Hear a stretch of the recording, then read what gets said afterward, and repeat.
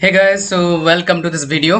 तो आज हम इस वीडियो में बात करने वाले हैं, पूरा वीडियो में बात करने वाले हैं क्रैश कोर्स किसके लिए, रेफ्रिजरेशन एयर कंडीशनिंग। अगर आप पीएसयू की प्रिपरेशन कर रहे हैं, एनएलसी का, कोल इंडिया का, एचपीसीएल का भी होने वाला है, आरवीएनएल का होने वाला है, तो उनके लिए काफ़ी ज़्यादा इंपॉर्टेंट होगा।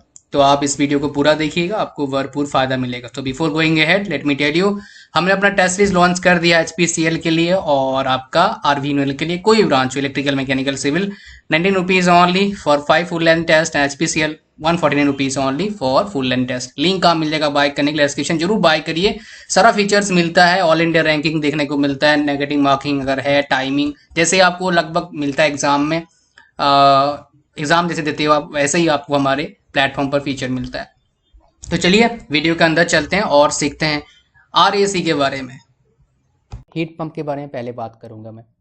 तो हीट पंप का पहले डायग्राम बनाओ। जब भी क्वेश्चन आता है हीट पंप का या रेफ्रिजरेटर का या हीट इंजन का, हमेशा क्या करना है, आपको डायग्राम बनाना है। तो ये भाई साहब क्या हो गया, हीट पंप का हमारा डायग्राम हो गया। यहाँ पर हम क्या कहते हैं, वर्क देते हैं। ये हमारे पास क्या टी एच है, हमारे पास यहाँ पर टी एल है। ट्रिक लो भाई साहब, आपके साथ ट्रिक मैं शेयर करूंगा जो हमेशा काम आता है। गेट में 2 दिन बार ऐसे प्रॉब्लम आया है बहुत सारे बच्चों को जिनको ट्रिक पता नहीं था। सो हमेशा क्या निकालते हैं हम हीट पंप में, सीओपी निकालते हैं, एफिशिएंसी निकालते नहीं है। सीओपी क्या होता है, कॉफिशिएंट और परफॉर्मेंस होता है। सीओपी इज इक्वल टू क्या होता है, Q H by Q H minus Q L. यहाँ पर हमेशा इन तीनों का रिलेशन निकालने के लिए, मतलब this is T H, let's say this is Q L, अगर इन तीनों का रिलेशन निकालना है हमेशा क्या करेंगे, फर्स्ट लॉ का यूज करेंगे। मतलब Q L plus W is equal to Q H, because incoming is equal to क्या होता है, आउटगोइंग होता है। You know that right. तो इसमें कोई रॉकेट साइंस वाली बात नहीं है। चलो, ये आ गया आपका किसके टर्म में, आपका हीट के टर्म में। टेम्परेचर टर्म में क्या हो जाएगा, T H by T H minus T L. और भाई साहब जब दोनों दे रखा है, टेम्परेचर भी दे रखा है और हीट भी दे रखा है, तो हमेशा सीओपी निकालने के लिए हम किसको यूज़ करेंगे, हीट को यूज़ करेंगे, टेम्परेचर को यूज़ नहीं करेंगे। Remember this. अब बात करें गाइस रेफ्रिजरेटर के बारे में। हम इसको आर से डिनोट करते हैं, इसका डायग्राम बनाते हैं। मैं क्या बात कर रहा था, जब भी आपके पास क्वेश्चन आता है रेफ्रिजरेटर से या हीट पंप से या फिर हीट इंजन से, हमेशा क्या करें, आप डायग्राम बनाया करें। उससे क्या हो जाएगा, जो क्वेश्चन सही होने का प्रोबेबिलिटी है वो बढ़ जाएगा। T H, T L, W and Q H और क्यू एल। भाई साहब देखो, हीट पंप का डायग्राम और रेफ्रिजरेटर का डायग्राम क्या है, बिल्कुल बराबर है, सेम है। लेकिन डिफरेंस क्या है, हीट पंप में हमारा डिजायर इफेक्ट क्या होता है, क्यू एच होता है या टी एच होता है। लेकिन हमारा रेफ्रिजरेटर में क्या है, उल्टा है। डिजायर क्या है, लो टेम्परेचर है या फिर लो हीट एयर वाला क्या है, क्षेत्र है। सो सीओपी ऑफ रेफ्रिजरेटर अगर बात करूं मैं इन टर्म्स ऑफ हीट, तो क्या आ जाएगा हमारे पास, क्यू एल बाई डब्ल्यू। और W is equal to Q L plus W is equal to हमारे पास क्या आ जाएगा, क्यू एच आ जाएगा। तो डब्ल्यू की जगह पर हम क्या पुट करते हैं, W is equal to Q H minus Q L, ये हमारे पास आ जाएगा, ऐसे हम कर सकते हैं। अगर हम बात करें in terms of temperature, COP of refrigerator is equal to क्या होता है, T L by T H minus T L. Got it. So दो फॉर्मूला आपको बता दिया मैंने। नेक्स्ट हम बात करेंगे guys, heat pump and refrigerator दोनों में क्या रिलेशन है, यू मस्ट अंडरस्टैंड, आपको पता होना चाहिए। मैं फाउंटेन पेन का यूज़ करके देखता हूँ, राइट। इन दोनों में क्या रिलेशन आपको पता होना चाहिए। So that is what is the relation my dear, 1 plus COP of refrigerator is equal to क्या होता है हमारे पास, सीओपी ऑफ हीट पंप। अगर इसका रिलेशन देखें एफिशिएंसी ऑफ हीट इंजन के साथ, तो रिलेशन कैसे आ रहा है, ऐसे आ रहा है, 1 plus COP of refrigerator plus COP is equal to COP of heat pump is equal to this. By using this relation GATE में भी क्वेश्चन आया हुआ है, पहला एसएससी जेई में क्वेश्चन आया हुआ है, दूसरा और उसके बाद आरआरबी जेई में आई थिंक एक बार क्वेश्चन आया था जो देखा था मैंने, उसके बाद ईएससी में क्वेश्चन आया हुआ है।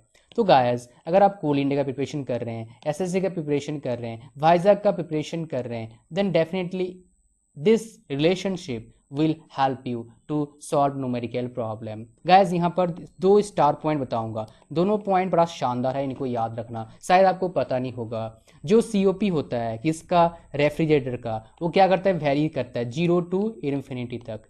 रेफ्रिजरेटर का सीओपी वेरी करता है 0 to infinity. Okay, now COP of जो हीट पंप होता है वो वेरी करता है कहाँ से, 1 to infinity. Remember these two terms, may be you don't know, आपको शायद पता नहीं होगा, may be, right, may be I am not 100% right, but may be you don't know. Now guys बात करेंगे एक सबसे मोस्ट इंपॉर्टेंट टॉपिक, चाहे किसी भी एग्जाम की बात करें हम, VCRS, खासकर गेट में और ESC में, SSC JEE में, कोल इंडिया में शायद आ जाएगा यहाँ से, इसके लिए बहुत इंपॉर्टेंट, यहाँ से हर साल क्वेश्चन आता है। सो आप अगर प्रिपेयर कर रहे हैं कोई भी एग्जामिनेशन के लिए टेक्निकल, तो definitely this will help you a lot. Got my point my dear? So my dear let's get started with it. बात करते हैं पहले इसमें क्या कहानी है और क्या नहीं है, ताकि आपका प्रिपरेशन काफ़ी अच्छा हो पाए। ओके, नाउ गाइज यहाँ पर 4 कंपोनेंट होता है, 4 components we have in this cycle, 1 2 3 4। पहला कंपोनेंट क्या होता है हमारे पास? कंप्रेसर। पहला कंपोनेंट क्या होता है भाई साहब? कंप्रेसर। ये क्या करता है? प्रेशर एंड टेम्परेचर दोनों क्या करता है? इंक्रीज करता है। फिर हमारे पास नेक्स्ट क्या होता है? कंडेंसर। ये क्या करता है हमारे पास? कंडेंसर प्रेशर को कांस्टेंट रहता है, हीट को क्या करता है? रिजेक्ट करता है। फिर हमारे पास क्या होता है? Throttle valve, THROTTLE, throttle valve. ये क्या करता है भाई साहब? हमारा एंथैल्पी को कांस्टेंट रहता है और प्रेशर को क्या करता है? डिक्रीज करता है। नेक्स्ट हमारे पास क्या है? इवापोरेटर। ये हमारे VCRS जो हमारे साइकिल है इसमें रहता है। तो हमारे पास प्रेशर कांस्टेंट होता है और हीट क्या होता है? गेन करता है। हीट क्या, कंडेंसर हीट क्या करता है? रिजेक्ट करता है। इवापोरेटर क्या करता है? हीट को गेन करता है। I hope you got my point. Now guys very important, मैं आपको शेयर करने वाला हूँ क्या क्या डायग्राम इसका। जो हमारे VCRS साइकिल है उसके 3 हमारे पास डायग्राम है। इन जनरल आपको 2 पता होगा। क्या क्या पता होगा आपको? TS पता होगा, राइट। TS डायग्राम कैसे होता है भाई साहब? ऐसे हम बनाएंगे, उसके बाद ऐसे लेंगे सीधा, फिर ऐसे लेंगे, फिर ऐसे लेंगे, फिर ऐसे लेंगे। This is compressor, this is condenser, this is हमारे पास थ्रॉटल वाल्व, और 4 to 1 क्या होता है हमारे पास? इवापोरेटर होता है। और सबसे ज़्यादा जो हमारे पास जो रेफ्रिजरेशन इफेक्ट मिलता है वो 4 to 1 में मिलता है। ये था हमारे पास TS डायग्राम। नेक्स्ट हम बात करते हैं किसके बारे में? PV डायग्राम के बारे में। ये कैसा होता है? कुछ जस्ट सेकेंड, कुछ ऐसा होता है, राइट। ये ऐसे होते हैं और उसके बाद ये ऐसे थोड़ा सा ऐसे होता है, फिर ये ऐसे होता है, फिर ऐसे होता है। ये हो गया हमारा 1 to 2, 2 to 3, 3 to 4, 4 to 1। ऐसे एरो लगेगा, ये एरो ऐसे लगेगा, राइट, ये ऐसे एरो लग गए। चलो गाइस अब बात करते हैं PH डायग्राम के बारे में। ये PH डायग्राम बड़ा कमाल का है इसका, we need to understand this also. ये सीधा ऐसे हो गया, उसके बाद सीधा ऐसे आएगा, उसके बाद ये डॉट डॉट डॉट, उसके बाद ऐसे, मतलब 1 2, जस्ट सेकेंड, ये यहाँ पर 2 कर देंगे, 2 यहाँ पर 3, यहाँ पर 4, 1 to 2, 2 to 3, 3 to 4, ऐसे। तो 3 हमारे पास डायग्राम है। बहुत सबको पता होता है PV डायग्राम और TS डायग्राम। PS डायग्राम बहुत कम को पता है, क्वेश्चन वहीं से आते हैं बहुत जगह पर। गाइस हम बात करने वाले हैं किसके बारे में? अब बात करने वाले हैं हम और एक इम्पॉर्टेंट COP के बारे में। COP क्या होता है? VCRS का COP। तो H1 माइनस H4 डिवीजन क्या आ जाएगा? H2 minus H1। ये हमारा COP का फॉर्मूला है VCRS साइकिल का, ऑलराइट। सो गाइस अब बात करने वाला हूँ कुछ क्वेश्चंस के बारे में जो इंपॉर्टेंट है, basically most important, I must say that. अगर ये पता लग गया आपको, क्वेश्चन यहाँ से बनते हैं। वो क्या है? Effect of variation in parameters of VCRS cycle. क्या क्या इफेक्ट होते हैं अगर वेरिएशन आते हैं पैरामीटर्स में? अगर पहले हम बात करेंगे क्या करते हैं हम, अगर हम डिक्रीज करते हैं इवेपोरेटर प्रेशर को, अगर हम डिक्रीज करते हैं, अगर इवेपोरेटर प्रेशर डिक्रीज होता है तो क्या क्या होता है? ध्यान से सुनिएगा भाई साहब, बहुत इंपॉर्टेंट है। रेफ्रिजरेशन इफेक्ट क्या होता है हमारा? रेफ्रिजरेशन इफेक्ट क्या हो जाएगा? डिक्रीज हो जाएगा। वर्क इनपुट क्या हो जाएगा? इंक्रीज हो जाएगा। तो COP क्या हो जाएगा हमारा? डिक्रीज हो जाएगा। प्रेशर रेशियो क्या हो जाएगा हमारा? इंक्रीज होगा। और वॉल्यूमेट्रिक एफिशिएंसी क्या हो जाएगा? डिक्रीज हो जाएगा। तो ये रहा जी आपका फैक्ट। अगर इवेपोरेटर प्रेशर क्या होता है? डिक्रीज करता है। वहीं मान लो सिमिलरली अगर इवेपोरेटर प्रेशर को बढ़ाया जाए, अगर दूसरा केस है इवेपोरेटर प्रेशर को हमने बढ़ाया, इंक्रीज किया, तब क्या क्या इफेक्ट होता है? रेफ्रिजरेशन इफेक्ट क्या होगा? डिक्रीज होगा। वर्क इनपुट क्या होगा? इंक्रीज होगा। COP क्या होगा? डिक्रीज होगा। उसके बाद प्रेशर रेशियो क्या होगा आपका? इंक्रीज होगा। वॉल्यूमेट्रिक एफिशिएंसी क्या होगा? डिक्रीज होगा। एला क्या बात कर रहे हो? ये और ये लगभग सेम निकला। ये हाँ भाई साहब, ये दोनों क्या है हमारा? सेम है। दोनों क्या भाई साहब? सेम है, राइट। सो कोई दिक्कत नहीं, मतलब कोई डिफरेंस नहीं है अगर आप इवेपोरेटर प्रेशर को इंक्रीज करो या डिक्रीज करो। So this is one thing we need to observe here, हमें ऑब्जर्व करना चाहिए इस चीज़ को, राइट। नाउ गाइस तीसरा केस लेते हैं हम लोग। तीसरा केस भाई साहब क्या है? Super heated condition. बात करते हैं सुपर हीटेड कंडीशन को। This is again my dear, this is very very important, right guys. इसका अगर बात करेंगे सुपर कंडीशन में क्या होगा, विद इन इवापोरेटर में होता है, एक सिर्फ किस में होता है, इवापोरेटर में होता है। बिकॉज ये बहुतों को प्रॉब्लम होता है जानने के लिए, कहाँ होता है भाई सुपर कंडीशन, इवापोरेटर में होता है सिर्फ, राइट। इसमें क्या होता है, रेफ्रिजरेशन इफेक्ट क्या होता है, इंक्रीज करता है। दूसरा, वर्क इनपुट इंक्रीज करता है। सीओपी पता नहीं, कैन नॉट से, इस केस में सीओपी का हमें पता नहीं है, बट यहाँ पर सीओपी मतलब इंक्रीज भी कर सकता है और डिक्रीज भी करता है, डिपेंड ऑन वर्क इनपुट कितना हमारा इंक्रीज कर रहा है और हमारे पास जो डिज़ायर इफेक्ट है मतलब रेफ्रिजरेशन इफेक्ट है वो कितना इंक्रीज कर रहा है। यहाँ पर एक केस है जो बहुत इंपॉर्टेंट है, जो मैं आपके साथ शेयर करूँगा और आपको बहुत मज़ा आएगा जान के। वो क्या है, देखिए भाई साहब, बहुत इंपॉर्टेंट है। वो क्या है, अगर हम यूज़ करते हैं इस केस में, किस केस में, सुपरहीटेड कंडीशन में, क्या R12 एज रेफ्रिजरेंट, तो क्या होगा, COP बढ़ेगा। COP क्या करता है, इंक्रीज करता है। लेकिन वही मान लो एज ए रेफ्रिजरेंट मैं यूज़ करता हूँ एमोनिया, तो क्या होगा, COP डिक्रीज करेगा। For the same case superheated condition at evaporator, right guys. और एक केस हमारा रहता है 4th नंबर केस, वो क्या है, सब cooling. What is it my dear, that is subcooling, got my point। now guys very important, subcooling में क्या हो रहा है, देखिए subcooling में क्या होता है, रेफ्रिजरेशन इफेक्ट आपका इंक्रीज करते हैं, वर्क इनपुट क्या रहता है, कांस्टेंट रहता है, देयरफॉर COP क्या होता है, डेफिनेटली बढ़ता है। तो चारों केसेस में डेफिनेटली क्या बढ़ता है आपका COP, आपका बिकॉज ऑफ सबकूलिंग केस में होता है, राइट।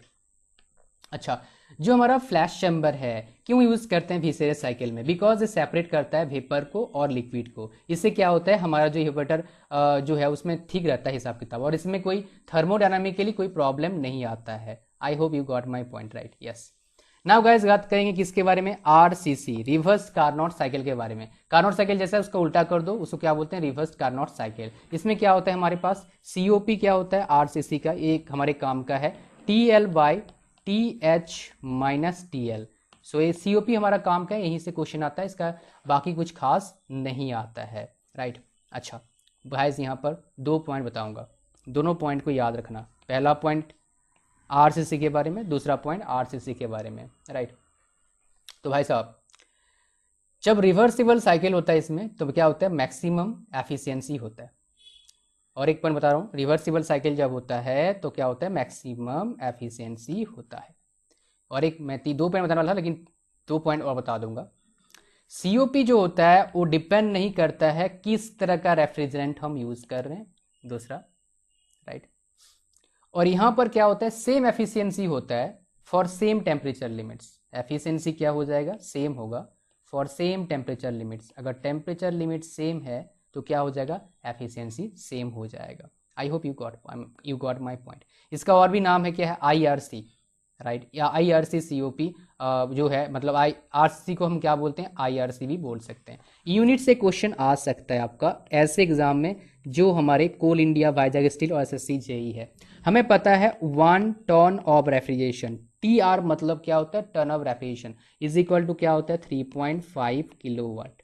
ये हमें पता है। 2 चीज़ मैं आपको बताऊंगा, कैलोरी में क्या होगा, जूल में क्या होगा। क्या होता है, 50 किलो कैलोरी पर मिनट होता है, सेम 3.5 किलोवाट को बोल सकते हैं, और जूल में 210 किलो जूल पर मिनट होता है। तो remember all these 3 terms, may B this will be very useful for you, right. अच्छा गाइस, अब बात करते हैं guys volumetric efficiency of reciprocating compressor.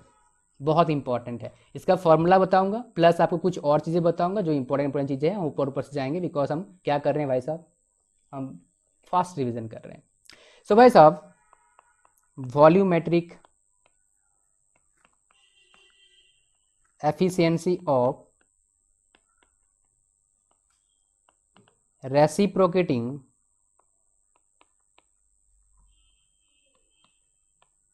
Compressor.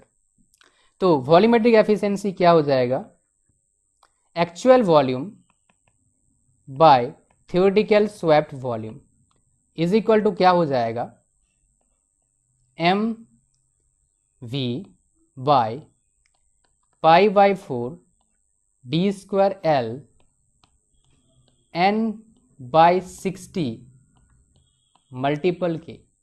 और के क्या होता है, नंबर ऑफ सिलेंडर्स होता है, इनको याद रखिएगा, बहुत इंपॉर्टेंट है। π/4 D²L और डी यहाँ पर क्या होता है हमारा डायमीटर होता है, और एल क्या होता है यहाँ पर बो डायमीटर बोलेंगे, एल क्या होता है स्ट्रोक लेंथ होता है, और वी जो लिखा है यहाँ पर क्या होता है स्पेसिफिक वॉल्यूम होता है। और इस मास को मैं थोड़ा सा क्या करूँगा डॉट डालना पड़ेगा मुझे, because this mass is what mass flow rate, मतलब केजी पर सेकेंड पे है, राइट। एन क्या होता है आरपीएम पता है आपको, और के होता है नंबर ऑफ सिलेंडर्स। अगर दिया नहीं है कुछ भी तो क्या करेंगे हम कंसिडर कर लेंगे के इज इक्वल टू 1। अगर नंबर ऑफ सिलेंडर कुछ नहीं देखा है तो 1 कंसिडर हम कर लेंगे।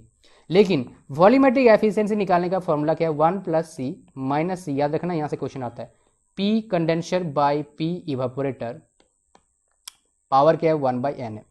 यहाँ पर C क्या है क्लियरेंस रेशियो है। क्लियरेंस रेशियो क्या होता है VC by VS, right. VC क्या होता है क्लियरेंस वॉल्यूम, और VS क्या होता है स्वेप्ट वॉल्यूम, राइट। N क्या होता है polytropic index, okay. So you can remember this things. और क्लियरेंस और एक कंप्रेशन रेशियो क्या होता है CR, कंप्रेशन रेशियो क्या होता है VTY total volume by clearance volume. Total volume क्या होता है clearance volume plus sweat volume by clearance volume. इसको ऐसे लिख सकते हैं 1 प्लस VS बाई VC, ऐसे भी लिख सकते हैं हम लोग दिस थिंग को, इस चीज को हम ऐसे भी लिख सकते हैं, राइट।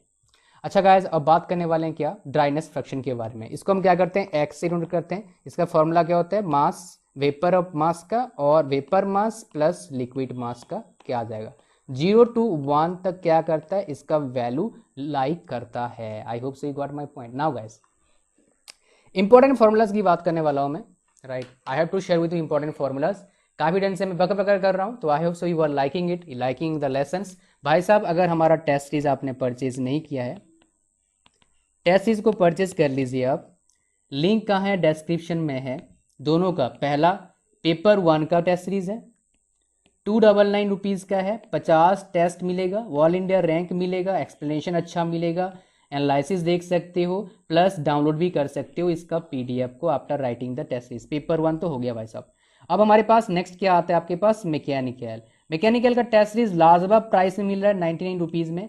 दोनों का लिंक आपका फर्स्ट डिस्क्रिप्शन में मिलेगा और फर्स्ट कमेंट में मिल जाएगा। मैकेनिकल का टेस्ट सीरीज का प्राइस कितना है 99 रुपीज़, राइट। चलो गाइस अब बात करते हैं, बहुत सारी चीज़ें और बचा हुआ है यहाँ पर बात करने के लिए, बट मेरे को बात करना ही पड़ेगा। यहाँ पर 3 पार्ट में जाना पड़ेगा, लेकिन मैं पहले आपको इंपॉर्टेंट फार्मूलाज बता देता हूँ एंथैल्पीज का, बिकॉज एक आपका बचता है क्या रेफ्रिजरेशन, सॉरी रेफ्रिजरेंट भी एक पार्ट बनेगा, उसके बाद साइकोमेट्री, मतलब 3 पार्ट में भी ये जाएगा, राइट। तो एंथैल्पीज के बारे में बात करेंगे यहाँ पर, उसके बाद एंट्रोपीज की बात करूँगा, फिर इस सेशन को ऑफ करेंगे, राइट। बिकॉज मेरा और एक लाइव सेशन है, इसीलिए थोड़ा सा रेस्ट मुझे लेना पड़ेगा। सो ऐसे है ई है, डी है, सी है, बी है और ए है। Got my point my dear. Now H B is equal to क्या हो जाएगा H F, right. H D is equal to क्या हो जाएगा H G, right. H C is equal to, बीच में है सी भाई साहब, सी इज इक्वल टू क्या आ जाएगा ध्यान सुनिएगा H B plus X H G minus H F. हमारे पास क्या है एच ई आ गया, एच इज इक्वल टू क्या आ जाएगा H D plus C P T E minus T D. हमारे पास और एक फॉर्मूला है, और फॉर्मूला क्या है H A is equal to क्या आ जाएगा H B minus C P, minus plus था ना, हाँ minus C P, okay, T B minus T A. इस डायग्राम को देखें और इसको याद करें। गैस हम बात करने वाले हम किसके बारे में, अच्छा और एक गैस भाई साहब H F G is equal to क्या होता है H G minus H F होता है, बिकॉज गैस का एंथैल्पी हमेशा ज़्यादा होता है एज कंपेयर टू किसका वैकेंसी किसका लिक्विड का। आई hope you got my point. ना गैस हम बात करने वाले किसके बारे में, लास्ट हमारा पार्ट है एंट्रोपी के बारे में, बहुत इंपॉर्टेंट है।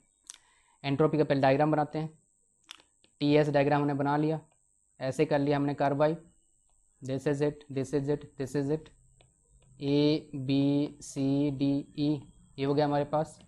S B is equal to क्या होता है S F, S D equal to क्या होता है S G, S C is equal to S B plus X S F G, और उसके बाद S E is equal to क्या होता है S D plus C P vapour natural log T E by T D, और एक हमारे पास क्या होता है S A is equal to S B C P liquid natural log T B by T ए।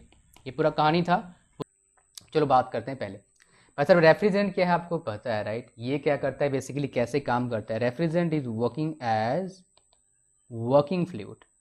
कैसे काम करता है, वर्किंग फ्लूइड के जैसा काम करता है। It is working as working fluid, मतलब क्या करता है, ये साइकिल में काम करता है और जो हॉटनेस है उसको बाहर फेंकता है हमारे सिस्टम से, और सिस्टम को इसलिए क्या होता है, कूलिंग प्रोवाइड करता है as compare to surrounding. Boundary ये हमारा है। और जो डायग्राम दिखा रहा हूँ ये छोटा मिनी मिनी रेफ्रिजरेटर है जो अलग ही पर्पस के लिए यूज किया जाता है। कुछ गलत मत सोचना right, don't think wrong my dear, always think positive. Okay, now guys let's go for it. Types of refrigerant, कितने तरह के टाइप्स के रेफ्रिजरेंट होते हैं। So there are in general two types of refrigerant we studied. One is what my dear, primary refrigerant. What is that, primary refrigerant. And second one is what is that, secondary refrigerant. ये तो हम basic basic पे जा रहे हैं। So there are two types of refrigerant, one is primary and other one is what my dear, secondary. प्यारे बच्चों आप सुनिए प्राइमरी रेफ्रिजरेंट की कहानी, जो बात करने वाला बहुत इंपॉर्टेंट है, बस पकड़ लेना। सो भाई साहब प्राइमरी रेफ्रिजरेंट क्या होता है, ऐसा रेफ्रिजरेंट होता है जो क्या करता है, साइक्लिक प्रोसेस में काम करता है और क्या करता है, टेम्परेचर को लो करता है। टेम्परेचर को लो करना इसका मेन काम है। और इसमें क्या होता है, लेटेंट हीट ऑफ ट्रांसफॉर्मेशन होता है। अब दो तरह का हीट होता है, एक क्या होता है सेंसिबल, दूसरा क्या होता है लेटेंट। सेंसिबल मतलब क्या होता है, जिसको अगर टच करेंगे तो हमें टेम्परेचर डिफरेंस की वजह से महसूस होगा। लेटेंट में सेम टेम्परेचर होगा, मतलब सेंस कर सकते हैं, टेम्परेचर डिफरेंस वहाँ पर होता है, बट लेटेंट में टेम्परेचर डिफरेंस नहीं होता है राइट, मतलब फेज चेंज होता है लेटेंट हीट में। Okay, now guys primary refrigerant के एग्जांपल देखते हैं। R11, R134, दिस इज, ये बड़ा ज़बरदस्त चीज़ है भाई। R134 इको फ्रेंडली रेफ्रिजरेंट है। NH3 एमोनिया, कहाँ यूज़ करते हैं भाई साहब, ये बात करूँगा। CO2 ये भी कहाँ यूज़ करते हैं हम बात करेंगे, बिकॉज यहाँ से क्वेश्चन आएगा एप्लीकेशन या फिर रेफ्रिजरेंट का नाम पूछेगा कि उसका रेफ्रिजरेंट के नाम के हिसाब से क्या केमिकल नाम होता है, कैसे होता है, मतलब कैसे रिप्रेजेंट करते हैं, उसके बारे में पूछेगा।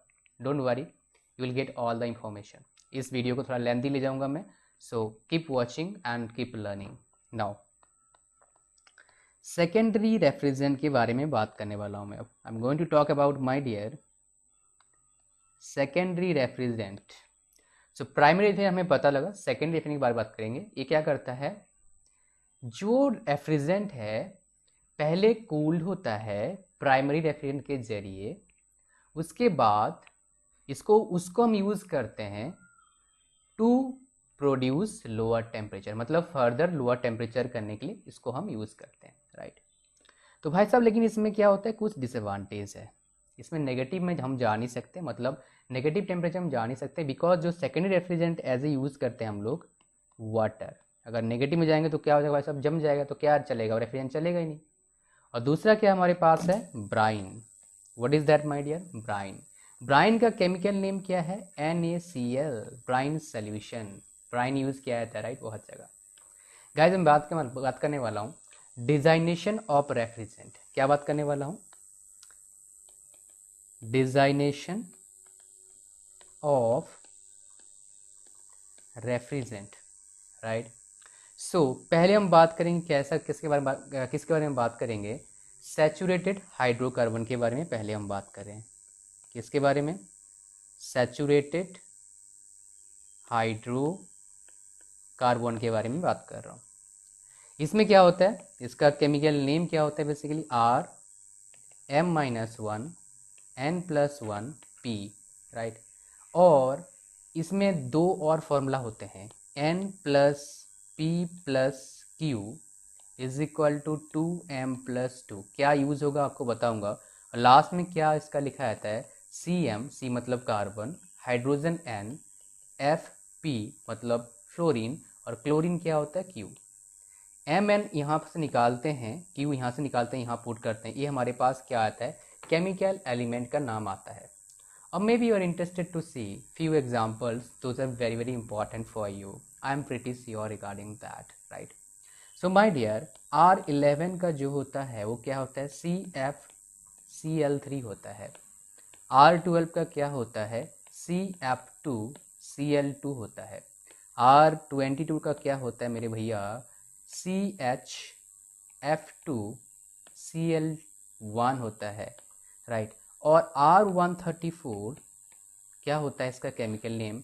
C2H2F4Cl0, मतलब होता ही नहीं है, बिकॉज R134 में कोई क्लोरीन एटम होता नहीं है, 0 क्लोरीन एटम है, इसीलिए R134 को हम क्या बोलते हैं? इको फ्रेंडली रेफ्रिजरेंट बोलते हैं। क्या बोलते हैं भाई साहब? मेरे साथ रिपीट करिए आप। हाँ हाँ बिल्कुल, मैं सुन तो नहीं रहा हूँ लेकिन आप रिपीट करेंगे मुझे अच्छा लगेगा। What is it called my dear? Eco friendly refrigerant. Okay, now let's go for it. ये भाई साहब इको फ्रेंडली रेफ्रिजरेंट है क्यों, इसके बारे में हम बात करेंगे थोड़ा सा। भाई साहब यहाँ पर जो क्लोरीन एटम होता है इसके पास कैपेबिलिटी होता है किसको? ओजोन लेयर को डिप्लेट करने का, मतलब घटाने का। ऐसे ही डिप्लेट चल रहा है और डिप्लेट हो जाएगा तो क्या होगा सोचो। वैसे भी हमारे जो रेडिएशन की वजह से ऑस्ट्रेलिया में कैंसर हो रहे हैं, right. I hope so you are getting me, right. Yes, so I hope so you are getting me regarding that, I will talk about that, right. So yeah, तो guys ozone layer जो रहता है कहाँ पर रहता है भाई साहब? ये हमारे एटमॉस्फेयर में रहता है। कहाँ पर? स्ट्रेटोस्फेयर में रहता है। बहुत सारे स्फेयर होते हैं, लिथोस्फेयर होता है, स्ट्रेटोस्फेयर होता है, टोपोस्फेयर होता है, बहुत सारे होते हैं। तो ये कहाँ रहता है ओजोन लेयर? स्ट्रेटोस्फेयर में रहता है, राइट। अब जो मैंने फॉर्मूला आपको बताया यहाँ पर, 3 चीज़ें आपको बताया, इनका यूटिलाइजेशन हम सीखेंगे एक एग्जाम्पल के साथ। किसका? R22 के साथ। आप फिर नेक्स्ट जितने प्रैक्टिस करना करते रहिए, आपकी मर्जी है। You can practise a lot, right. So I hope you getting me, right. Yeah now guys let's get started. Yes, so before giving you example, मैं बताऊंगा भाई साहब हमारा टेस्ट सीरीज आ चुका है, आपको पता होगा, और may be you are my student. तो टेस्ट सीरीज पेपर 1 का कितना है भाई साहब? 60 के आसपास हमारा टेस्ट है। दे रहे हैं हम आपको कितने में? 299 रुपीज़ में सिर्फ, राइट। और which is the cheapest in the market right now, है जो हम फ्रेश दे रहे हैं, बिल्कुल ऐसा नहीं पुराना उठा के दे दिया, राइट। उसके बाद मैकेनिकल का टेस्ट सीरीज हम क्या दे रहे हैं आपको? 5 फुल लेंथ, इतना काफ़ी है आप लोगों के लिए। फुल लेंथ टेस्ट सीरीज है, तरीके देंगे तो अच्छा रहेगा। और इसमें एक टेस्ट सीरीज आपका 2017 का पेपर है जो सोल्यूशन के साथ मिल जाएगा। हर एक टेस्ट सीरीज सोल्यूशन, मतलब हर क्वेश्चन का सोल्यूशन के साथ मिलेगा आपको टेस्ट सीरीज, चाहे पेपर 1 का लो या फिर मैकेनिकल पेपर 2 का लो।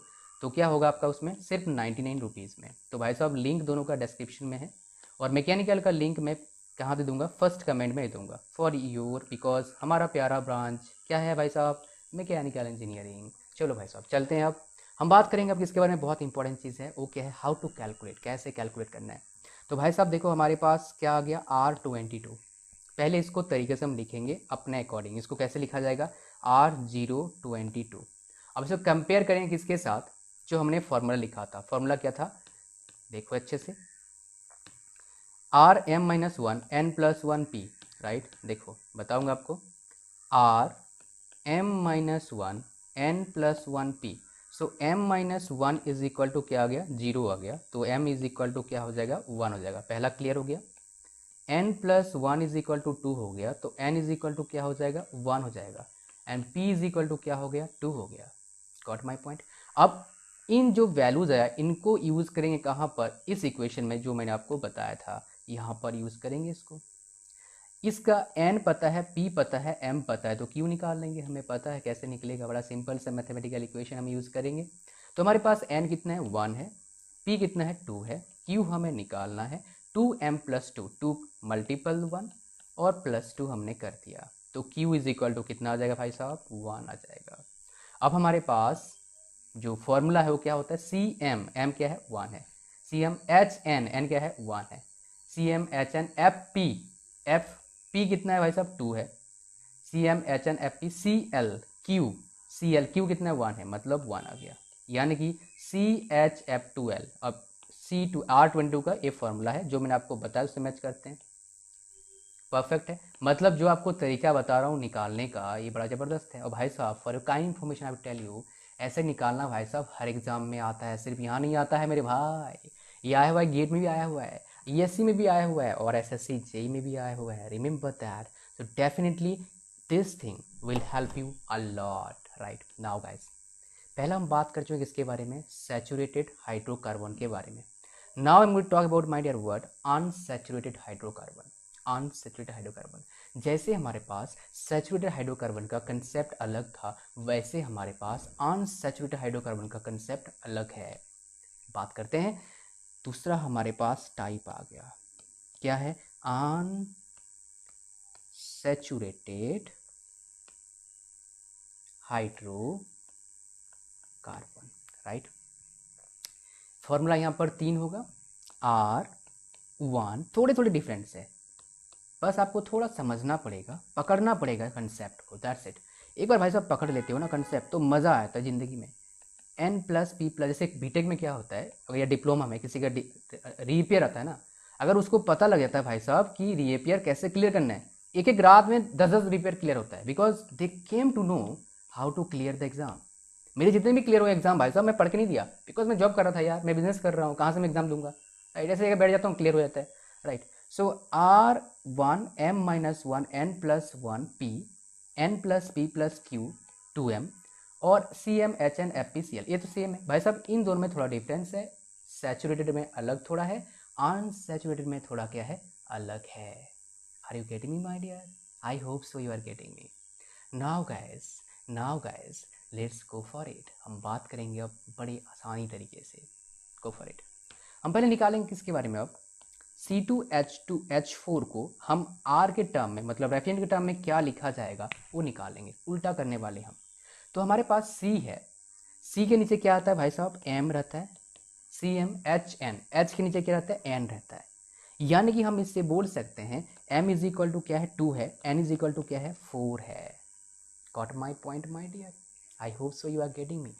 ऑटोमेटिकली इसका मतलब क्या हो जाएगा, P क्या है, 0 है यहाँ पर, Q क्या है, 0 है। इसको हमें क्या करना है, इन जो वैल्यूज़ को हमें पुट करना पड़ेगा इस जगह पर, तो हमारे पास इक्वेशन आएगा। तो देखो भाई साहब, R-1, M हमारे पास क्या है, 2-1, N+1, N क्या हमारे पास है, N, what is the N my dear, 1+1, sorry 4 था यहाँ पर, आई होप सो 4 था, यस 4 था, 4+1। और यहाँ पर नेक्स्ट हमारे पास क्या आता है, this is very very important, P आता है। P हमारे पास क्या है, 0 है, तो हमारे पास क्या आ रहा है भाई साहब, R1150। कैसे निकला, unsaturated hydrocarbon concept. I hope you got my point.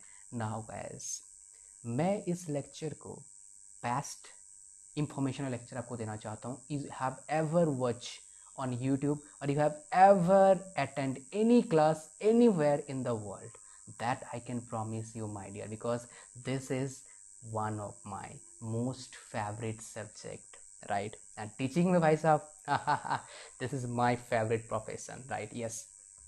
Now guys, come to the third not profession, I'm sorry, third case, that is what, inorganic compound. Inorganic compound, क्या भाई साहब, अरे मुंह में बोलोगे तभी आएगा, इनऑर्गेनिक कंपाउंड। तो यहाँ पर क्या होता है, R700+ molecular weight, R700+ molecular weight. So CO2 क्या हो जाएगा यहाँ पर, 744 हो जाएगा, पहला। दूसरी बात, SO2 का क्या हो जाएगा, SO2 का क्या हो जाएगा भाई साहब, 764 हो जाएगा। वैसे H2O का क्या हो जाएगा, 718 हो जाएगा। NH3 क्या हो जाएगा, 717 हो जाएगा। और उसके बाद आर्गन का क्या हो जाएगा, 739 हो जाएगा। आर्गन का यही होता है ना, आर्गन का एटॉमिक नंबर, मैं चेक करता हूँ बिकॉज थोड़ा सा मुझे डाउट लग रहा है। आर्गन का atomic mass, that is not number, I am sorry, that's correct, इतना ही होगा भाई साहब, सही जा रहा है। सो कितना हो जाएगा, 739 हो जाएगा। नोट डाउन कर लो, सारे को याद कर लेना बिकॉज एक काम आएगा। क्या जब बात करने वाले, ये तो हमारा रेफ्रिजरेंट के जो डिनोशन था और टाइप्स था और सब ने पढ़ लिया। अब हम बात करने वाले हैं प्रॉपर्टीज़ के बारे में। प्रॉपर्टीज़ के बारे में निपटा दूंगा इसी क्लास में ताकि आपको कोई परेशानी ना हो। Just listen to me carefully, right. Critical properties भाई साहब, क्रिटिकल टेम्परेचर पहले बात करेंगे, will talk about critical temperature. Critical temperature क्या होना चाहिए, जितना मैक्सिमम हो सकता है पॉसिबल है उतना होना चाहिए। किसका क्रिटिकल टेम्परेचर सबसे ज़्यादा होता है, वाटर का। कितना होता है, -374 degree centigrade. Highest critical temperature किसका होता है, वाटर का होता है। I hope you understood. Now guys बात करेंगे दूसरा किसके बारे में। मैं डिटेल्स में नहीं जा रहा हूँ बिकॉज ये इतना जितना पढ़ाया मैं कम से कम 12 घंटा पढ़ाता हूँ इन चीज़ों को, लेकिन आपको मैं कितने मिनट में पढ़ा दिया भाई, 16 मिनट में पढ़ा दिया राइट। सो स्पेसिफिक हीट के बारे में बात करने वाले हैं। स्पेसिफिक हीट क्या होना चाहिए, फिर से एज हाई एज पॉसिबल होना चाहिए। और यहाँ पर जो स्पेसिफिक हीट का फॉर्मूला होता है basically CP vapour delta T right. तो भाई साहब तो ये जो बात कर रहा था मैं, स्पेसिफिक हीट जो होता है क्या होता है, एज हाई एज पॉसिबल होना चाहिए राइट। और यहाँ पर क्या होता है, CP/dT का रिलेशन लिया जाता है। नेक्स्ट आता है हमारे पास क्या आता है, enthalpy of vaporisation. Enthalpy of vaporisation ये क्या होना चाहिए, एंथैल्पी, ये भी क्या होना चाहिए, एज हाई एज पॉसिबल होना चाहिए enthalpy of vaporisation right. I hope you got my point. अच्छा अब भाई साहब जितने भी रेफ्रिजरेंट है यहाँ पर जो उस पर हम यूज़ करते हैं, कॉमनली यूज़ करते हैं, वैसे तो सबसे ज़्यादा एंथैल्पी ऑफ वेपराइजेशन किसका होता है, वाटर का होता है। वो कितना होता है, 2261 किलो जूल पर केजी। लेकिन अगर मैं बोलूँगा कॉमन जितना हम यूज़ करते हैं रेफ्रिजरेंट, जिनमें से सबसे ज़्यादा किसका होता है एंथैल्पी ऑपरेशन, वाटर का नहीं एमोनिया का होता है, दैट इज़ 1369। कितना होता है भाई साहब, 1369। आई hope you got my point. Now conductivity की बात करेंगे तो हाई थर्मल कंडक्टिविटी डिजायरेबल है और यहाँ पर फोरियर्स लॉ का यूज़ करेंगे, Q is equal to -KA/dT/dx। अरे आपको पता है फोरियर्स लॉ, इसके बाद मैं और कहानी में पढ़ाऊंगा, ये भी मेरा फेवरेट सब्जेक्ट है HMT। धुआं उठा देंगे, टेंशन मत लेना। इवेपोरेटर एंड कंडेंसर प्रेशर की बात करेंगे, ये क्या होता है, पॉजिटिव डिजायरेबल होता है। अब गाइस बात करने वाला हूँ मैं फ्रीजिंग पॉइंट के बारे में। फ्रीजिंग पॉइंट में कुछ इंटरेस्टिंग फैक्ट है, उसके बारे में हम बात करेंगे। Very very important, you need to just go through it. Freezing point मेरे भैया, फ्रीजिंग पॉइंट पे बात करेंगे, that is very very important for us right.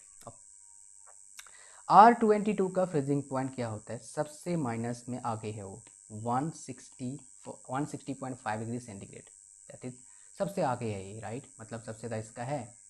और वाटर को हम कभी भी क्या नहीं करते हैं, यूज़ नहीं करते हैं, बिकॉज इसका मतलब एज ए रेफ्रिजरेंट हम डिज़ायरेबल नहीं मानते हैं।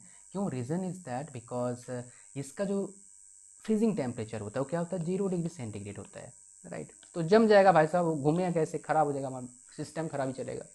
अब भाई साहब कंप्रेशन रेशियो की बात करूंगा मैं, किसकी बात करूंगा, CR की बात करूंगा। Lower compression ratio is desirable, क्या होना चाहिए डिजायरेबल भाई साहब, lower compression ratio is desirable, remember that okay. Now CDT compression discharge temperature किसका कितना होता है, एमोनिया का क्या होता है 39 होता है राइट। और जो R22 है उसका कितना होता है 53.1 डिग्री सेंटीग्रेड, ये होता है CDT मतलब कंप्रेशन डिस्चार्ज टेम्परेचर। COP क्या होता है, सबसे ज़्यादा होना चाहिए COP, अच्छा लगेगा हमें right. I hope so you got my point भाई साहब। अब गाइस बात करने वाला हूँ लीक डिटेक्शन के बारे में। लीक डिटेक्शन बिकॉज यहाँ से क्वेश्चन आता है, लीक डिटेक्शन मतलब अगर लीकेज हो गया तो कैसे देखेंगे भाई साहब राइट। तो भाई साहब अगर फेरन लीक हुआ, फेरन लीकेज हुआ, FREON फेरन लीकेज हुआ तो क्या हो जाएगा, तो क्या मतलब किसके जरिए हम डिटेक्ट कर सकते हैं, हेलाइट टॉर्च के जरिए हम डिटेक्ट कर सकते हैं, हेलाइट टॉर्च राइट पहला। और फेरन डिटेक्शन और एक मेथड से हम किया जाता है, उसका नाम क्या है, सोप एंड बबल मेथड। किसके जरिए हम कर सकते हैं, सोप एंड बबल मेथड के जरिए हम क्या कर सकते हैं, डिटेक्ट कर सकते हैं। लेकिन अगर मान लो हमारे पास क्या लीक हो रहा है, एमोनिया लीक हो गया तो, एमोनिया लीक हो गया तो, और लीकेज होना बहुत डेंजरस है भाई साहब हमारे एनवायरनमेंट के लिए। एमोनिया लीक हुआ तो उसको हम डिटेक्ट कर सकते हैं किसके जरिए, सल्फर स्टिक के जरिए। किसके जरिए, सल्फर स्टिक के जरिए हम डिटेक्ट कर सकते हैं right. Soap bubble method, halide torch, sulphur stick के जरिए हम क्या कर सकते हैं, डिटेक्ट कर सकते हैं एमोनिया लीक को। आई hope so you got my point right. Now SO2, SO2 की मैं बात करने वाला हूँ। SO2 का डिटेक्शन किससे करेंगे भाई साहब, एमोनिया स्वैब टेस्ट। किसके जरिए हम कर सकते हैं, एमोनिया स्वैब टेस्ट के जरिए हम क्या कर सकते हैं, डिटेक्ट कर सकते हैं। यहाँ पर और एक गाइस स्टार पर बताऊंगा जहाँ से क्वेश्चन आया हुआ है ESC में, वो क्या है, एजियोट्रॉप्स के बारे में। थोड़ा स्पेलिंग देख लो, AZO एजियोट्रॉप्स, TROPES, एजियोट्रॉप्स के बारे में। Azeotropes are mixture of refrigerants which are behaving are, और बोल सकते हैं उनका जो रेफरेंस होता है उसका स्टार्टिंग कहाँ से होता है, R500 से इसका स्टार्टिंग होता है एजियोट्रॉप्स का, राइट। और ये कैसा होता है भाई साहब, मिक्सचर ऑफ रेफ्रिजरेंट्स। दो वर्ड पर ध्यान देना, यहाँ से क्वेश्चन आया हुआ है already, mixture of refrigerants question आया हुआ है ईएससी में। इस मिक्सचर ऑफ रेफ्रिजरेंट्स का दो वर्ड्स के वजह से ही क्वेश्चन, यहाँ से क्वेश्चन एक आया हुआ है और यहाँ से इस डेफिनेशन से दो क्वेश्चन आए हुए हैं, right. I hope you got my point now guys. बहुत इंपॉर्टेंट है जो बताने वाला हूँ अभी, इतना इंपॉर्टेंट है भाई साहब, जितना अब तक बताया है वहां से क्वेश्चन आए ना आए, यहाँ से क्वेश्चन काफी बार मैंने देखा, I have seen lot of times, that is what my dear I told you. अगर आप मुझे फॉलो कर रहे हैं, मेरे कोल इंडिया के सारे वीडियोस देखिए, मैंने बताया एप्लीकेशन से क्वेश्चन आते हैं, चाहे वेल्डिंग का हो चाहे किसी और का हो, you will see questions from applications. तो जितने भी रेफ्रिजरेंट मैंने बताया सबका हम एप्लीकेशन देखेंगे। पहली बात करते हैं, मेरा प्यारा समुंदर का प्यारा जल, नमकीन पानी, वो क्या है, ब्राइन। ब्राइन कहाँ यूज करते हैं हम, मिल्क, चिलिंग प्लांट्स, दूध को ठंडा करने के लिए। एयर, एयर कहाँ यूज करते हैं भाई साहब, जहाँ में कहता जाते हैं, मतलब जिसके जरिए हम यातायात करते हैं, वो क्या है, flight. Flight, right.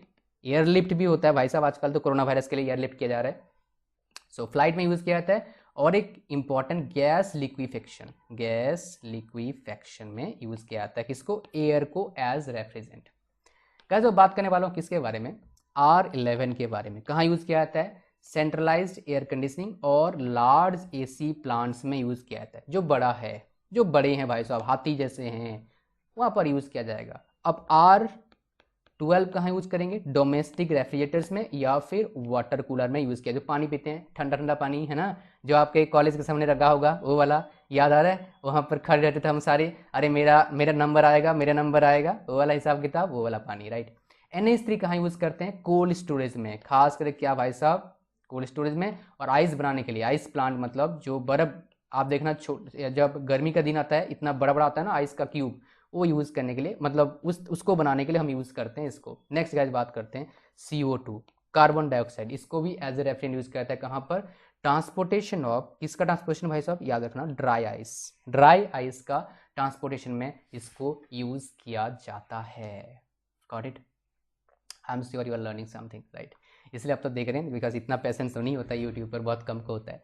I am 100% sure अब तक 95% बच्चे गायब हो गए होंगे, 5% है अभी, मुझे पता है, ये मेरा नहीं, सबका स्टार्ट से मेरे भाई। Now guys very very important, मैं पहला पॉइंट बताने वाला हूँ, बस लिख लेना अपना। जितने भी हमारे पास रेफ्रिजरेंट्स होते हैं उनका वैल्यू क्या होता है, जो COP का वैल्यू होता है वो क्या होता है, सेम होता है, इक्वल होता है, अगर उसका टेम्परेचर लिमिट क्या हो, सेम हो। मतलब रेफ्रिजरेंट के ऊपर फर्क नहीं पड़ता, टेम्परेचर लिमिट सेम है तो COP क्या आ जाएगा, सेम आएगा। दूसरा, रेसिप्रोकेटिंग कंप्रेसर यूज्ड किसके लिए यूज करते हैं, हाई प्रेशर के लिए और लो वॉल्यूम के लिए।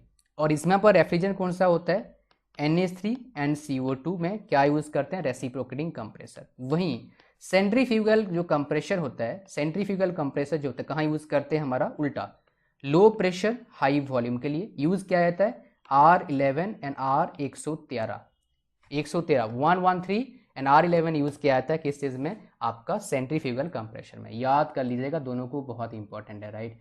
This things are really really very important, right. Star point बता रहा हूँ, और एक केमिकल प्रॉपर्टीज में से, आयल सेपरेटर इज प्लेस्ड, ये क्वेश्चन आया हुआ है पहले, कहीं ना कहीं आया था, मेरे को याद नहीं रहा कहीं आया था।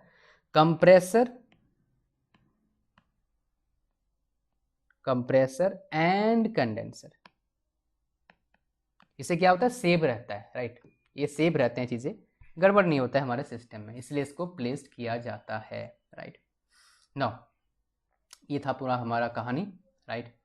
और यहाँ पर बताऊंगा, एक एक्शन की बात करूंगा जो रिएक्शन करते हैं। तो NH3 attacks copper generally preferred wrought iron और steel as material of construction, मतलब जहाँ पर एमोनिया हम यूज़ करेंगे वहाँ पर जो कंस्ट्रक्शन किया जाएगा, मतलब रॉड का वगैरह का, तो उसमें कॉपर हम क्या करते हैं, यूज़ नहीं करते हैं, क्योंकि NH3 क्या करती है, अटैक करती है किसको, कॉपर, आपका कॉपर को। लेकिन फेरन अटैक्स किसको करती है, एल्यूमिनियम को, इसलिए हम क्या करते हैं, कॉपर को यूज़ करते हैं जब फेरन एज ए रेफ्रिजरेंट हम यूज़ करते हैं, राइट।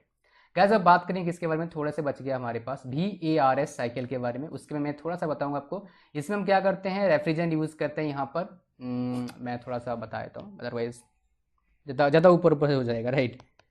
VARS यहाँ पर और VCRS में थोड़ा सा डिफरेंस है, नहीं ये क्या होता है, VARS vapour absorption refrigeration system होता है, राइट। यहाँ पर क्या क्या मेन कंपोनेंट्स है, कंडेंसर, जनरेटर, इवापोरेटर, एब्जॉर्बर, इसके अलावा rectifier, analyser, generator, expander, pump, इनको यूज करते हैं हम लोग, राइट।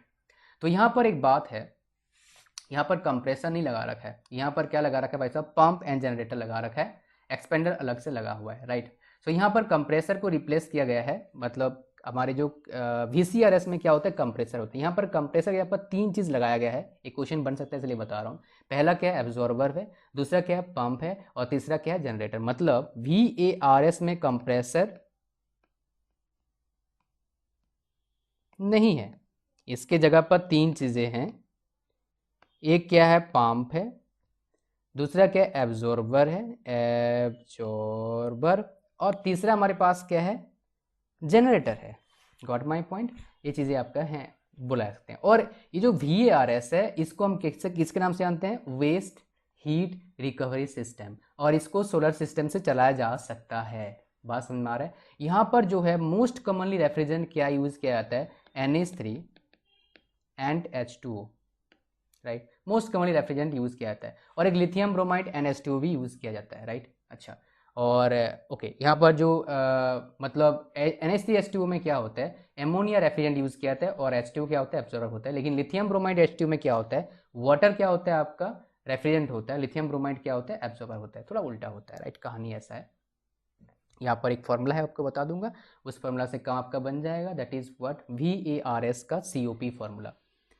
COP का VARS का फॉर्मूला क्या होता है आपका, TG minus T0 by T0 minus TE multiple TE by TG। यहाँ पर एक बात बताऊंगा, ट्रिक बताऊंगा कैसे याद किया जाता है इसको, right. This is very very important. Trick क्या है, ध्यान से सुनना। यहाँ पर TG है, यहाँ पर T0 है, यहाँ पर TE है, इन दोनों को और इन दोनों को लो, इसको एफिशिएंसी निकालो, और इसको हमारे पास क्या निकालिए, इसमें निकालिए COP, निकालिए COP और एफिशिएंसी दोनों को मल्टीपल कर दो, निकल जाएगा COP of VARS। okay, just match it, you will find out, my dear.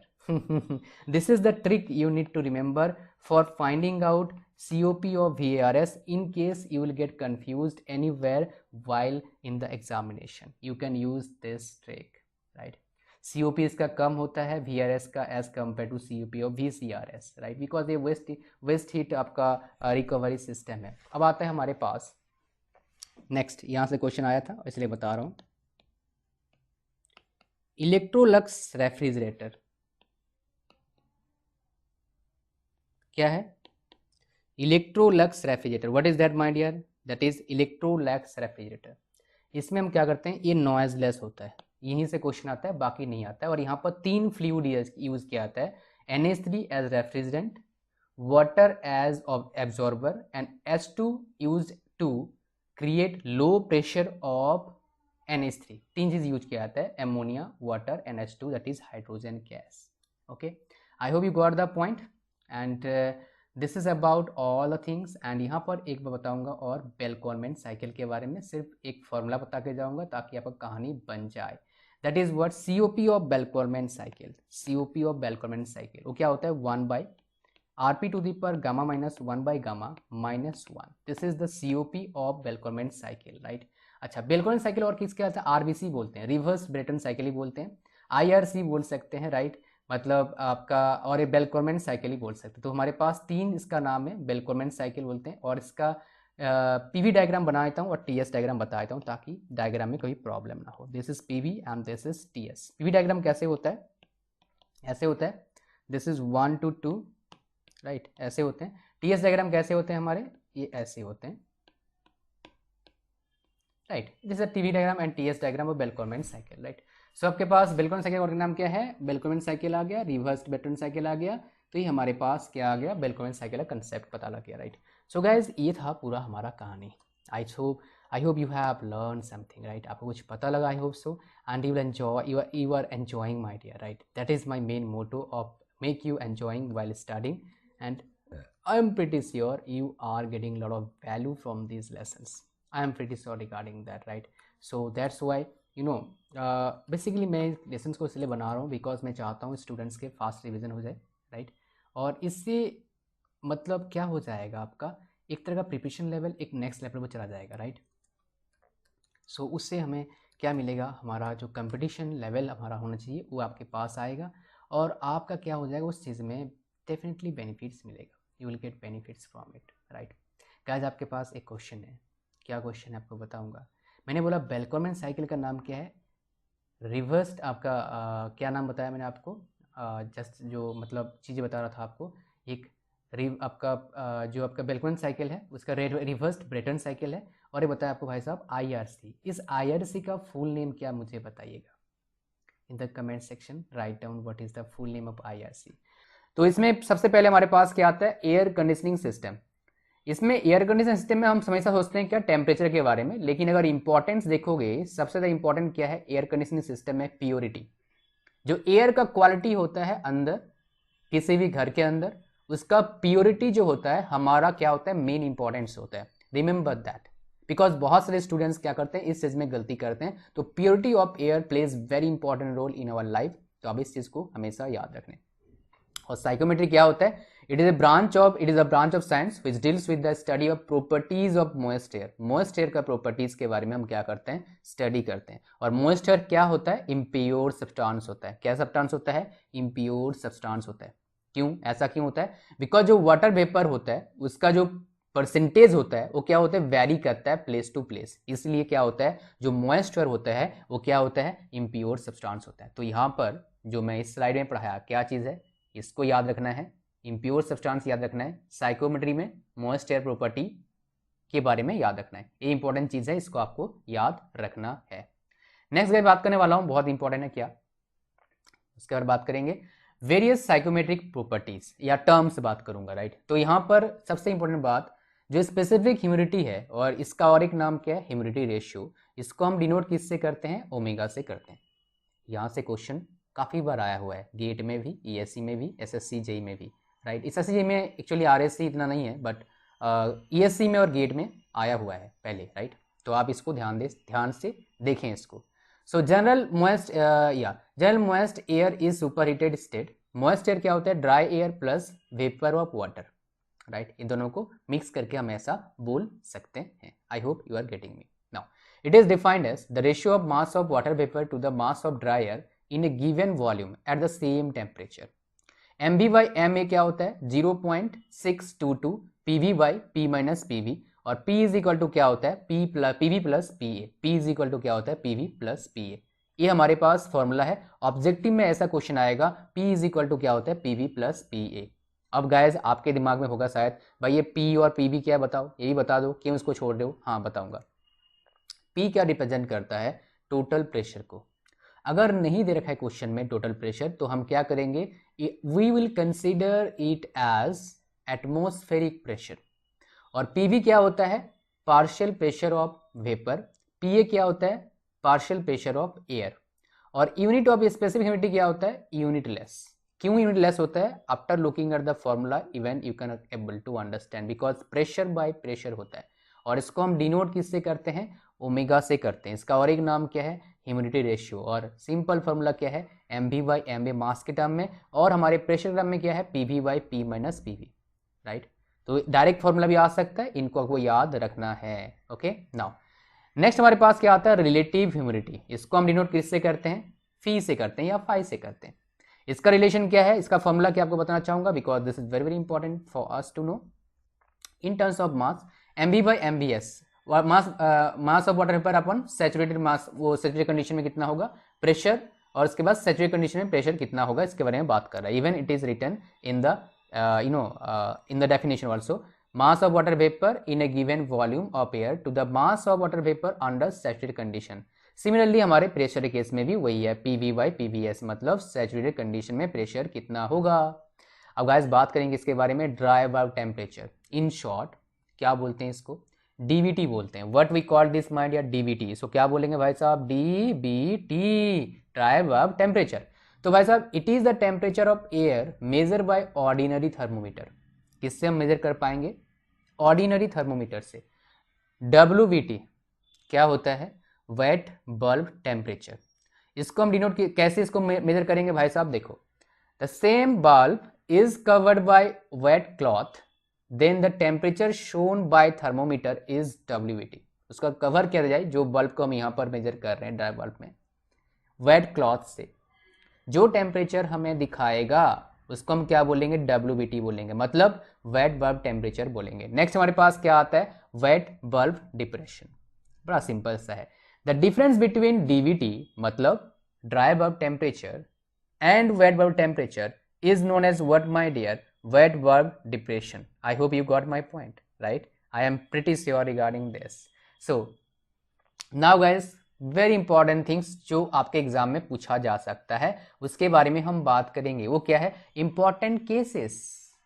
Cases से ही क्वेश्चन आते हैं एग्जाम में। एग्जाम में कम्पिटिटिव एग्जामिनेशन में डेफिनेशन का क्वेश्चन, डेफिनेशन से क्वेश्चन आना बड़ा डिफिकल्ट काम होता है, क्वेश्चन बनाना डिफिकल्ट काम होता है एक्चुअली में, because I am creating lot of questions this days, right? Even I have been creating from long time. So dew point temperature क्या होता है, DPT। It is the temperature of important temperature of air measured when the water vapour present in it. कब measure करते हैं, जब water vapour present होता है इसमें, स्टार्ट कंडेंसिंग और it is saturated temperature corresponding to the partial pressure of water vapor. I hope you're getting me, right? Saturation temperature, right? Guys आपके पास एक क्वेश्चन है आज मैं आपसे पूछूंगा, सैचुरेशन मतलब क्या होता है? आप मुझे कमेंट सेक्शन में बताओ, what is the meaning of saturation temperature? Write down in the comment section, I will read your comment, let's see how many people are watching and how many people are responding. Now this cases are very very important, ध्यान से देखना भाई साहब। पहला case, in case of unsaturated air, अगर air क्या है, unsaturated है मतलब सैचुरेटेड नहीं है, तब क्या हो जाएगा, DBT सबसे ज्यादा है। उसके बाद हमारे पास क्या है, WBT। उसके बाद क्या होता है, DPT मतलब due point temperature, right? Saturated condition में क्या हो जाएगा, सारे 100% में चला जाएगा, मतलब 100% क्या होता है, रिलेटिव ह्यूमिडिटी से। 3-4 जगह मैंने देखा इन 3 पॉइंट से एक क्वेश्चन आया हुआ है कि सैचुरेटेड एयर में क्या हो जाएगा, DBT WBT DPT का रिलेशन, या फिर रिलेटिव ह्यूमिडिटी क्या हो जाएगा इन case of saturated air condition. तो आंसर क्या हो जाएगा, 100%, और ये तीनों क्या हो जाएंगे, बराबर हो जाएंगे।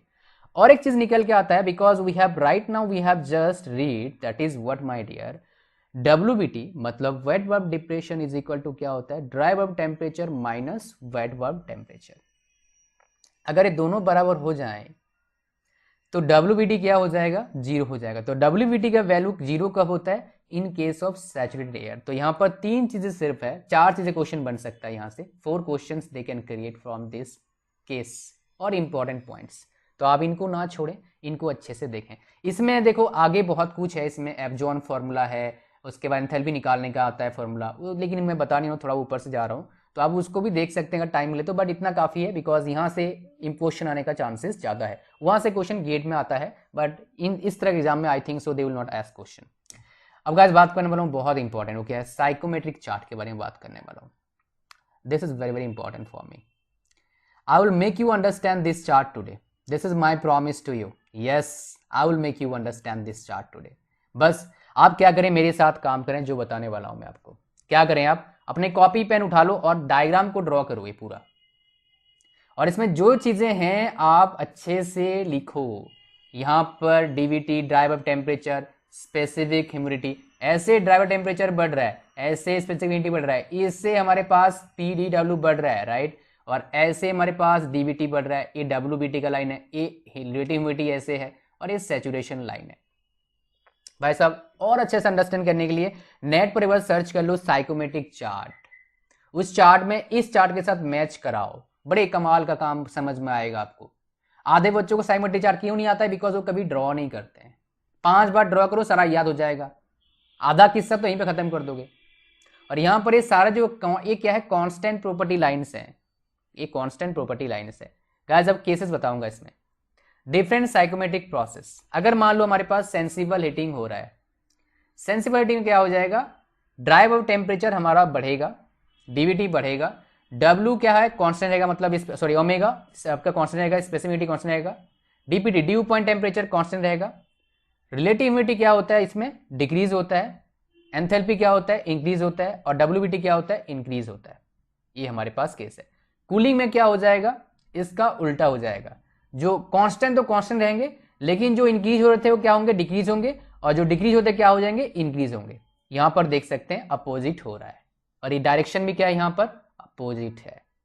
बस डायग्राम आपको बनाना है और क्या करना है, चुपचाप लिखना है जो मैं बता रहा हूं, आराम से सारे नोट डाउन करना है। अभी और आपको 8-10 पेज दिखाने वाला हूं मैं, नोट डाउन कर लो, कमाल हो जाएगा, बिकॉज ये हर जगह काम आएगा। एक बार इनको लिख लो भाई साहब, मजा आ जाए आपको, you will just feel amazing. I am 100% sure regarding that, right. Now guys come to the next point, that is what, humidification.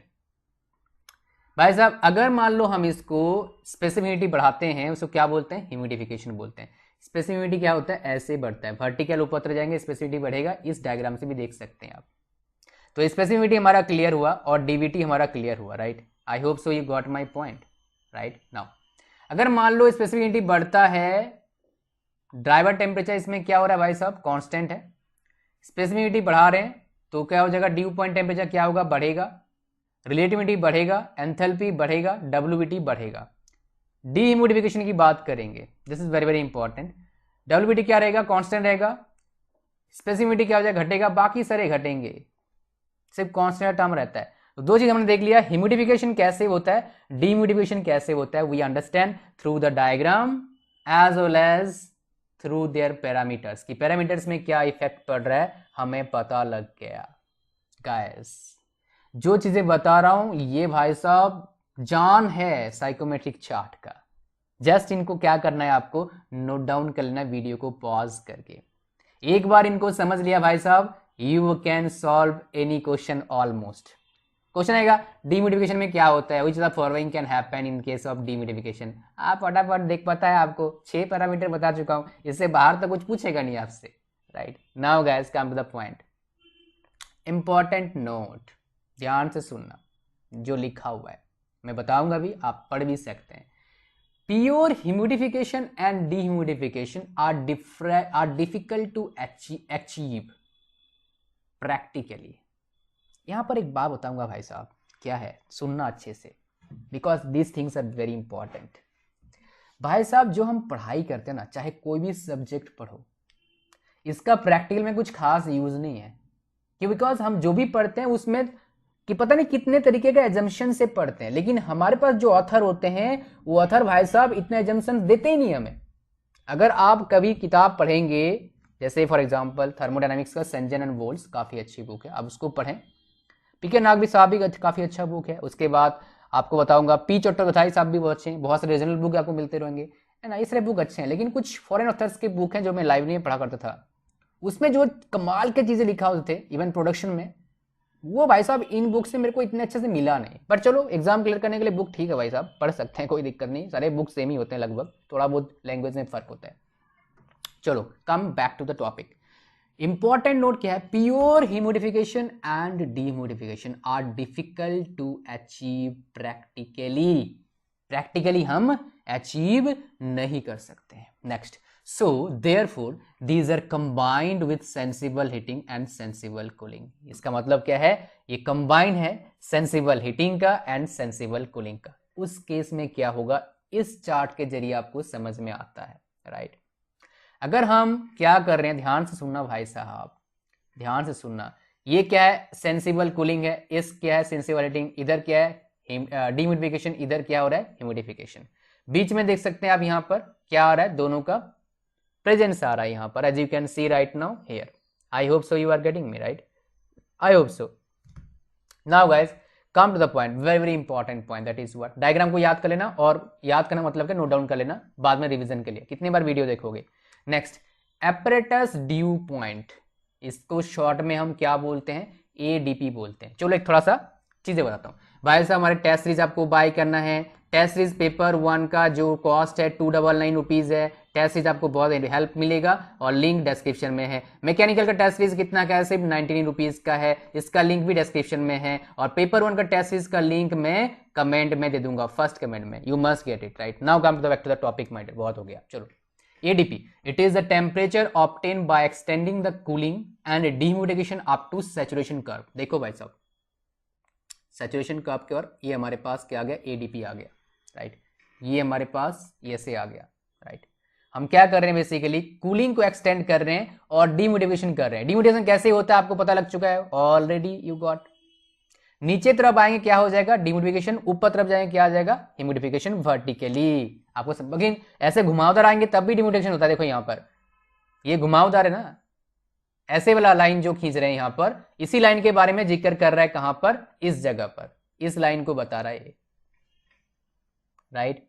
तो यहां पर या इस जगह पर क्या होता है, dry bulb temperature, wait bulb temperature and due point temperature क्या होते हैं, बराबर होते हैं, इक्वल होते हैं। अब आता है हमारे पास GSHF एंड RSHF। इसका डायग्राम याद कर लो भाई, इतने जाने की जरूरत नहीं है। कोल इंडिया में ये सब निशान नहीं पूछेगा, लेकिन थोड़ा बहुत बताया तो आपको, बिकॉज यहाँ पर एक इंपॉर्टेंट पॉइंट है, वो क्या आपके पास बताऊंगा उस चीज को, because which is very very important, that is a bypass factor. उससे आपको क्वेश्चन पूछा जा सकता है, they can ask you question my dear from that, उससे आपको क्वेश्चन पूछेगा 100% almost, right. Let me tell you, GSHF grand sensible heating factor क्या होता है basically, if the line of curve formed by joining the inlet and exit condition of the AC equipment, AC equipment का inlet और exit point को अगर हम क्या करते हैं, ज्वाइन करते हैं, उसको क्या बोलते हैं, grand sensible heat factor, sorry heating factor. ये यहां पर आ गया, देखो यहां पर ग्रैंड सेंसिबल, ये देखो 1 और 2 को हमने ज्वाइन कर दिया, क्या आ गया, ग्रैंड सेंसिबल हीटिंग फैक्टर। चलो नेक्स्ट गाइस बात करेंगे RSHF, room sensible heating factor. ये क्या होता है, लाइन हो सकता है या फिर कर्व हो सकता है, दोनों हो सकता है भाई साहब। Is formed by joining inlet and exit condition of the room. ये क्या था भाई साहब, एसी इक्विपमेंट की बात कर रहा है, इसलिए ग्रैंड था। रूम है मतलब यहां पर रूम की बात करेगा भाई साहब, और by supply condition of the room with inside the condition, उसको क्या बोलते हैं, रूम सेंसिबल हीटिंग फैक्टर बोलते हैं। 2 हीटिंग फैक्टर आ गया अपने पास, right, grand sensible heating factor and room sensible heating factor. इसमें कुछ बताऊंगा, और इस डायग्राम को देखो जरिया से, राइट। तो यहां पर देखेंगे आप, ओमेगा भी है, टी भी है, RSH भी है, राइट, RTH भी है। तो यहां पर क्या सेंसिबल हीट है, यहां पर लेटेंट हीट है, दोनों को मिला दिया क्या आ जाएगा, टोटल हीट हो गया, समझ गए। अब रूम सेंसिबल हीट फैक्टर क्या होता है, RSH बाय RTH। यहां पर देखो RSH कैसे आएगा, दोनों का डिफरेंस आएगा, इन दोनों का डिफरेंस आएगा एच के टर्म में। तो हमारे पास RTH क्या आ गया, H1 माइनस H2, यहां से भी क्लियर होता है, H1 minus H2।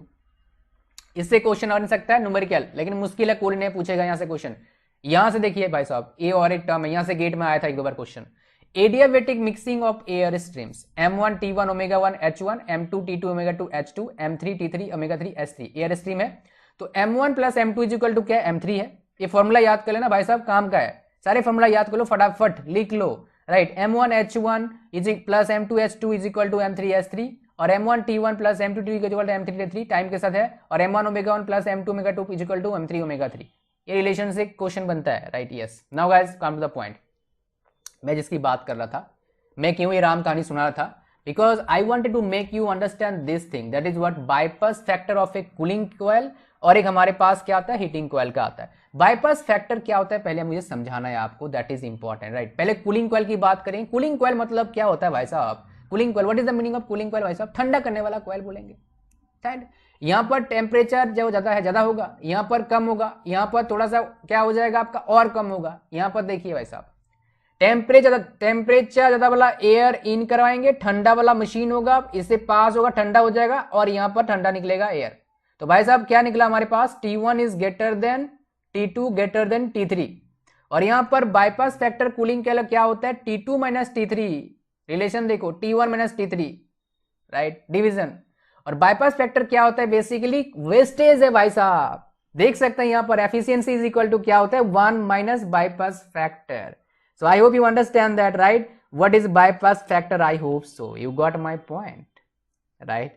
Bypass factor क्या, वेस्टेज है, मतलब एफिशिएंसी वाला पार्ट जितना भी नहीं है उसको हम क्या बोलेंगे, बाईपास फैक्टर बोलेंगे। Okay, now guys come to the point, that is what sensible heat factor, SHF. It is defined as the ratio of sensible heat to the total heat, ratio of sensible heat to the total heat. तो sensible heat factor is equal to क्या होता है, sensible heat upon total heat, और यहां पर ऐसे आ गया और यहां पर देखो हमारे पास आ गया फॉर्मूला, और this is the diagram for finding out formula S3 minus H2 by H1 minus H2, S3 minus H2 by H1 minus H2, इसको क्या बोलते हैं, सेंसिबल हीट फैक्टर बोलते हैं। गैस अब बात करने वाला हूं और एक पॉइंट के बारे में, ज्यादा न्यूमेरिकल बता रहा हूं मुझे पता है, but this things are important my dear.